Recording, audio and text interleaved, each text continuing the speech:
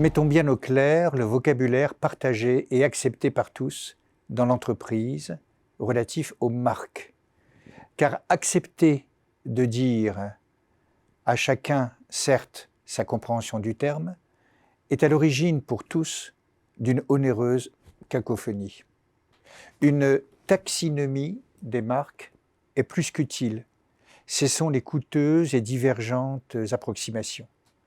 Mais il y a déjà bien des à peu près et des contestations sur le concept central de marque.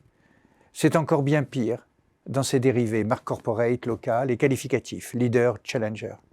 Pourtant, la clarté des termes relatifs aux marques permet non seulement de se comprendre, mais donne surtout à l'entreprise plus de liberté et plus d'efficacité interne et externe. Voici pourquoi en quelques mots. Plus de liberté, évidemment, vis-à-vis des agences spécialisées afin de mieux les suivre, les orienter, comprendre que le chantier est achevé, réorienter certaines options et trouver les termes d'une véritable coopération en évitant un jargon inutile et futile, savoir aller à l'essentiel, y compris dans le détail. Mais plus d'efficacité aussi, car on évite des allers-retours de tâtonnements, de versatilité, faute de savoir ce que les termes désignent. Ce que l'on dit de nos marques a un début, un déroulé et une fin, tout simplement. C'est rarement géré ainsi, mais attention, nous ne parlons pas ici d'une campagne promotionnelle dans les médias, mais bien de ce que sont ou ne sont pas nos marques dans une entité, et ce, quelle que soit sa taille et son activité. Une marque doit pouvoir se dire comme un récit, explicite ou implicite, qui a du sens. La marque doit avoir un pouvoir évocateur pour être une marque. Elle a même parfois un combat à mener, car elle peut être un véritable chevalier porteur de messages et de valeurs. À défaut, sans ce portage de valeurs et de sens, c'est juste un nom. Ce n'est pas pour autant mal, c'est juste ainsi. Dans ce cas, votre entreprise a un nom, mais n'est pas une marque. Le voudriez-vous qu'il faudrait en premier identifier ses paramètres? La marque permet en effet une double identification par les clients, car elle leur apporte une reconnaissance de confiance et une qualification générale de l'offre, par l'entreprise, car elle est une protection commerciale souvent plus forte que toute propriété intellectuelle légale, et ce, en garantissant un fonds de clientèle récurrente.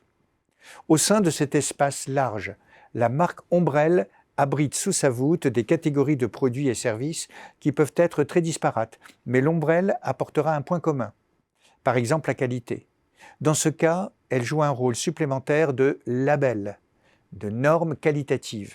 Elle est plus considérée aujourd'hui comme une qualification financière, de holding par exemple, que comme une garantie apportée aux clients dans une approche business model.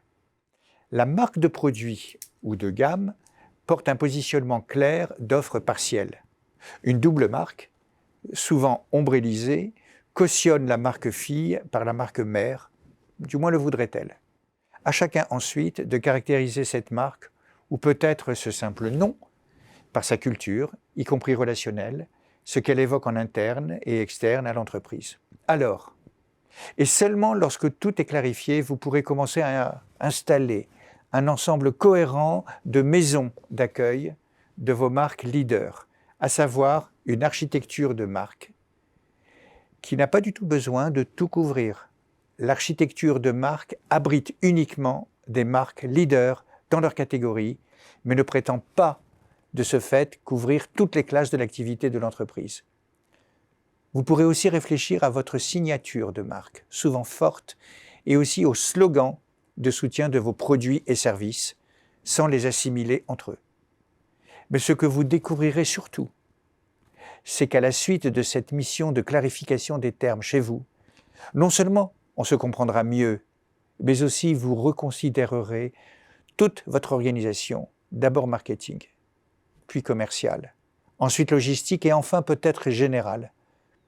Ce sera naturel, vous en serez marqué.